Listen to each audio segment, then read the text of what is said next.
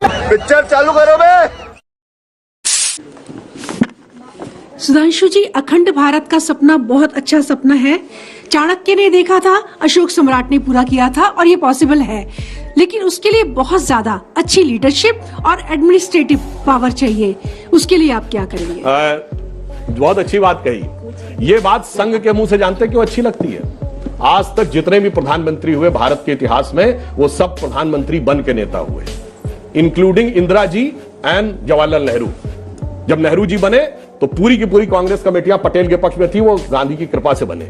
जब इंदिरा जी बनी तो इंडिकेट सिंडिकेट की लड़ाई में यहां भी तो सब लोग संघ की कृपा से ही बनते हैं। अब केवल 2 प्रधानमंत्री हुए। मैं आपसे पूछता हूं, तो सब लोग संघ की कृपा से ही बनते हैं, मंत्री भी बनते हैं, उनके सेक्रेटरी भी बनते हैं। हमने कोई डिस्टर्बेंस नहीं किया आपके सामने।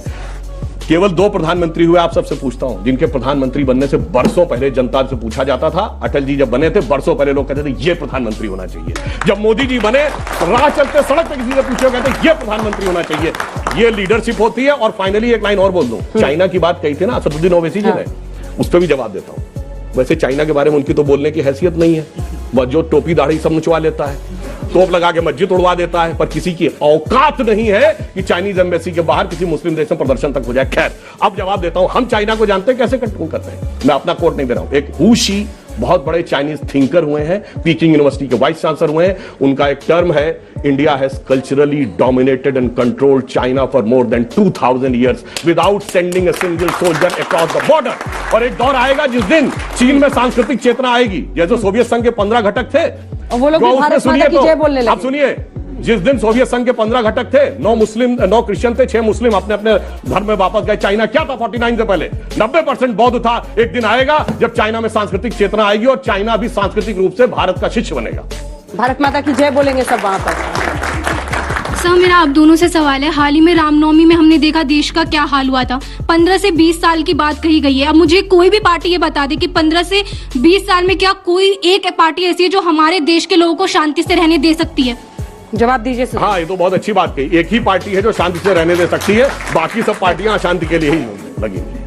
नहीं, वो कह रहे हैं आपकी तरफ इशारा है सर, आपके राज्यों में हुआ है। इतना आसान जवाब नहीं चलेगा। सारा लड़वाते हैं आप और दूसरे मध्य प्रदेश, गुजरात जो हिंसा हुई है, आप मुझे आप हैं। राजस्थान, करौली भी पता है हमें झारखंड भी पता है, लेकिन आपके राज्यों का क्या, क्यों हुई? क्यों हुई ऐसी हिंसा? जानते क्यों हुई ऐसी हिंसा? हमारी इस केंद्र में सरकार है, इसके बावजूद भारत के 8-10 राज्यों में हिंसा हुई है। इसलिए ये कोई स्वतः स्फूर्त दंगा नहीं कहा जा सकता, योजना। और जानते क्यों हुई है? क्योंकि जब हमारी सरकार नहीं थी तब जानते क्या होता था? दिल्ली में धमाके, मुंबई में धमाके, जयपुर में धमाके, गुवाहाटी में धमाके, हैदराबाद में धमाके, बेंगलोर में धमाके, बनारस में धमाके, लखनऊ में धमाके, चलती ट्रेन में धमाके, चलती बस में धमाके। और जहां जाइए लिखा रहता था पार्क में छूना नहीं, धमाका हो सकता है। अब वो खत्म हो गया, अब वो हैसियत नहीं रह गई। तो अब पत्थर रख रख के शुरुआत कर रहे हैं। चिंता मत करिए, ये तमन्ना भी पूरी हो जाएगी। बुलडोजर नहीं, वैक्यूम क्लीनर भी चलेगा, जो कोने में रखी हुई गंदगी उसको भी साफ कर देगा। सर, ये आपकी 15-20 साल वोट लेने की ट्रिक तो नहीं है ना? जैसे 2022 में किसानों की आय दुगनी होने वाली थी, नहीं हुई, उसके लिए आप क्या? बहुत किसान की भी बात, बच्चे सब समझ रहे हैं। नहीं, बिल्कुल आपने बिल्कुल सही बात बम फटता था, पत्थरबाजी होती है। किसानों के जो सबसे बड़े अलंबरदार थे, ये बताइए, पंजाब में सबसे बड़े किसान नेता थे, नाम लूं उचित नहीं है, जमानत जब्त हो गई।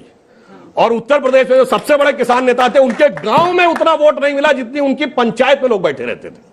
इसलिए पता लगता है कि एक क्रिएशन ऑफ ए इकोसिस्टम और धरातल पे यथार्थ में जमीन आसमान का अंतर है। तो क्यों वापस लिया फिर तीनों कृषि कानून आपने? हाँ, प्रधानमंत्री जी ने तो बोला था। तो जब माहौल बन रहा था तो क्यों वापस? प्रधानमंत्री जी ने क्या बोला था? प्रधानमंत्री जी ने कहा था, कई बार होता यह है कि आप सही बात होने के बाद भी यदि परिवार का एक सदस्य उसको मानने को तैयार नहीं, तो परिवार के मुखिया के रूप में उदार हृदय देते हुए उन्होंने उसको विड्रॉ किया था, क्योंकि उसमें देश विरोधी शक्तियां आकर अपना महीना लग गया कर उदार होने। अगला सवाल मेरा समाजवादी पार्टी और इनसे प्रश्न है कि ये कहते हैं कि जातिवाद किसानों के ऊपर जो बीजेपी बांटती है लोगों को, और उनको ओबीसी वगैरह वालों को कोई अपने इस पे रहने नहीं देते किसी भी रिजर्वेशन वगैरह में।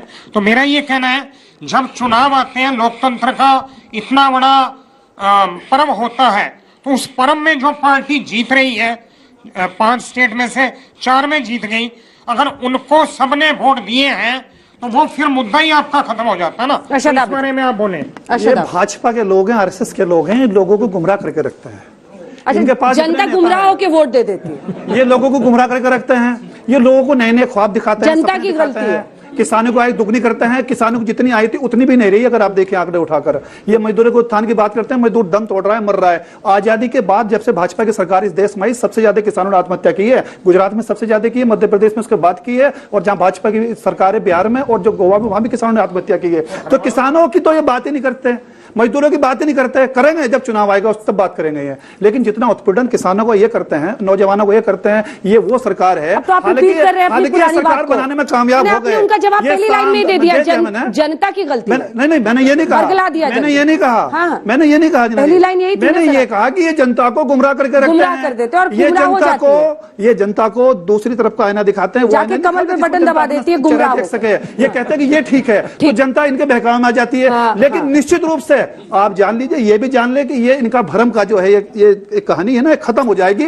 बहुत जल्दी इनका भ्रम तोड़ देंगे। यही दलित, यही पिछड़े और यही SC ST के लोग जब कहेंगे हमारा मुख्यमंत्री बनाइए, हमारा प्राइम मिनिस्टर बनाइए, देश के नागरिक भ्रम तोड़ेंगे, क्यों नहीं कहते?